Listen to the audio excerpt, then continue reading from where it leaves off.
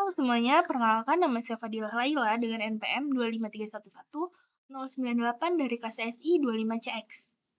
Pada kesempatan kali ini, saya akan mempresentasikan materi mengenai bentuk-bentuk surat untuk memenuhi tugas teori aplikasi komputer. Seperti yang kita ketahui bersama, dalam pemrosesan dokumen, format tata letak bagian surat sangat menentukan baik atau kurang baiknya sebuah surat dinas di masyarakat maupun organisasi.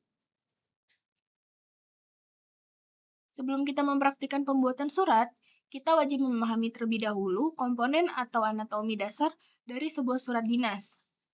Secara garis besar, susunan surat yang lengkap terdiri dari 14 bagian utama, yaitu yang pertama ada kepala surat atau kop surat, yang kedua tanggal, bulan, dan tahun surat, yang ketiga ada nomor surat, yang keempat lampiran, yang kelima hal atau perihal, yang keenam ada alamat yang dituju atau alamat dalam, yang ketujuh, salam pembuka, yang kedelapan alinea pembuka, isi surat dan alinea penutup, yang kesembilan salam penutup, yang kesepuluh tanda tangan penanggung jawab surat, yang ke-11 nama penanggung jawab surat, yang ke-12 jabatan penanggung jawab surat, yang ke-13 tembusan, dan yang terakhir adalah inisial.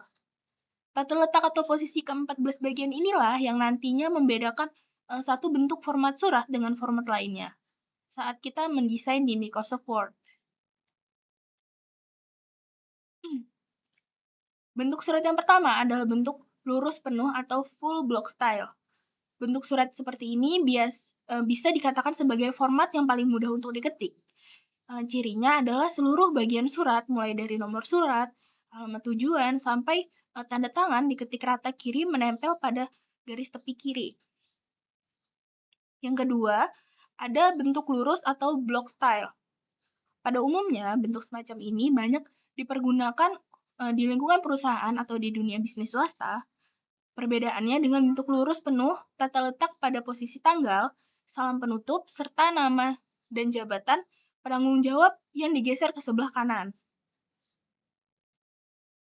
Bentuk yang ketiga adalah bentuk setengah lurus atau semi-block style. Aturan posisi bagian suratnya hampir sama dengan bentuk lurus biasa. Namun, yang membedakan adalah pada bagian teks ini, di mana setiap awal alinea paragraf baru diketik menjorok masuk ke dalam beberapa ketukan. Selanjutnya yang keempat adalah bentuk lekuk atau indented style.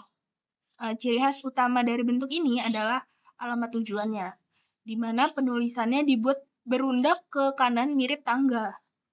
Bentuk semacam ini sangat cocok digunakan untuk surat yang alamat tujuannya singkat. Nah, bentuk yang kelima adalah bentuk resmi atau official style. Bentuk semacam ini biasanya banyak digunakan oleh instansi pemerintahan untuk urusan kedinasan. Posisi nomor dan perihal berada di kiri, tanggal di kanan, sedangkan alamat tujuan diletakkan di sebelah kanan agak masuk ke bawah. Yang keenam adalah bentuk alinea menggantung atau hanging paragraph style. Bentuk ini merupakan salah satu variasi dari bentuk resmi. Keunikannya ada pada paragraf isi, di mana baris pertama setiap alinea diketik rata kiri, kemudian baris kedua dan seterusnya justru diketik menjorok masuk ke dalam.